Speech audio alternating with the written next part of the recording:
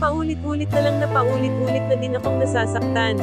Hindi ko na maintindihan kung ano ba talaga ang aking pagkukulang. Wala akong maisip na dahilan kung bakit ka nagkakaganyan. Dahil ang tanging ginawa ko lang naman ay ang mahalin ka at pagsilbihan. Lahat binigay ko oras at buong atensyon ko. Lahat tinunawa ko pati ang mga kakulangan mo.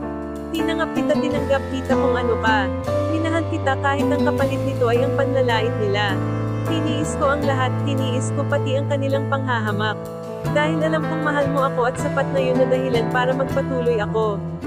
Ipinaglaban kita pati sa aking pamilya.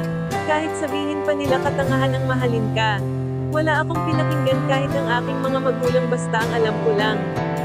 Mahal kita at handa na ako sa anumang kakahitnatnan. Pero ano tong ginagawa mo? Bakit paulit-ulit mo akong niloloko? Bakit sa kabila ng lahat ng dinanas ko, ito pa ang igaganti mo? Naniwala ako sa'yo. Naniwala ako sa lahat ng pinanggako mo. Namamahalin mo ako at iingatan ang aking puso. Pero bakit ganito? Bakit araw-araw akong umiiyak dahil sa'yo? Ano ba talaga ang pagkukulang ko? Pakiusap, sabihin mo. Para naman alam ko kung saan ko ilulugar ang sarili ko. Ano ba talaga ako? Ano ba talaga ang papel ko sa buhay mo? Pampalipas oras lang ba? Sana sinabi mo ng mas maaga. Para naman nakapaghandang hindi ako nasasaktan ng ganito. Alam mo, ang hirap kasi sa'yo, minahal kita pero hindi ka pa din na kontento.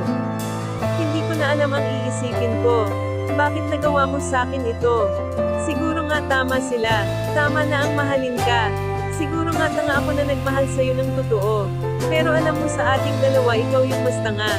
Dahil wala ka nang mahahanap na tulad ko. Tulad kong minahal ka ng sobra.